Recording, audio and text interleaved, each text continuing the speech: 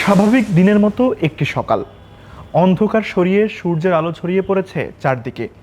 কেউ ফিরছেন বাড়ি, কেউ রওনা দিয়েছেন কর্মস্থলের পথে, আবার কেউ রাস্তার পাশে দাঁড়িয়ে কাজের সন্ধানে।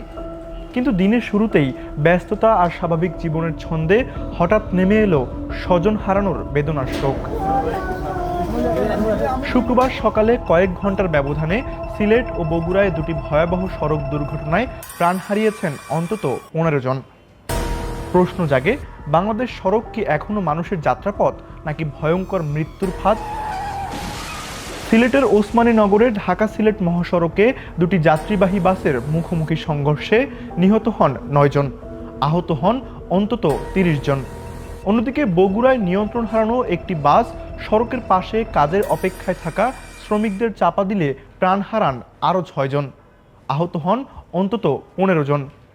একই সকালে দুটি আলাদা জেলা, কিন্তু পরিণতি একটাই, স্বজন হারানোর অসহনীয় বেদনা। এমন প্রশ্ন নতুন নয়।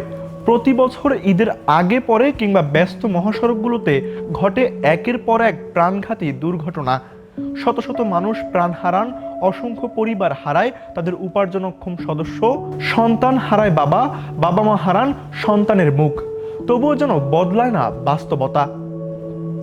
সড়ক নিরাপত্তা বিশেষজ্ঞদের মতে অতিরিক্ত গতি, চালকদের ক্লান্তি, ঝুঁকিপূর্ণ ওভারটেকিং, যানবাহনের ফিটনেস ঘাটতি, মহাসড়কে কার্যকর নজরদারির অভাব এবং ট্রাফিক আইন বাস্তবায়নের দুর্বলতাই এমন দুর্ঘটনার প্রধান কারণ। মহাসড়কে গতি নিয়ন্ত্রণে প্রযুক্তির ব্যবহার, চালকদের নির্ধারিত বিশ্রাম নিশ্চিত করা, নিয়মিত ফিটনেস পরীক্ষা, কঠোর আইন প্রয়োগ এবং ঝুঁকিপূর্ণ স্থানে সার্বক্ষণিক নজরদারি, এসব ব্যবস্থা বাস্তবায়ন করা গেলে অনেক প্রাণহানি এড়ানো সম্ভব। প্রতিটি সড়ক দুর্ঘটনার পেছনে থাকে একটি ভেঙে যাওয়া পরিবার, কিছু অসম্পূর্ণ স্বপ্ন আর সারা জীবনের বেদনা। তাই এই 15টি মৃত্যু কেবল একটি দিনের পরিসংখ্যান নয়, এটি আমাদের সড়ক ব্যবস্থার প্রতি আরেকটি কঠিন সতর্কবার্তা।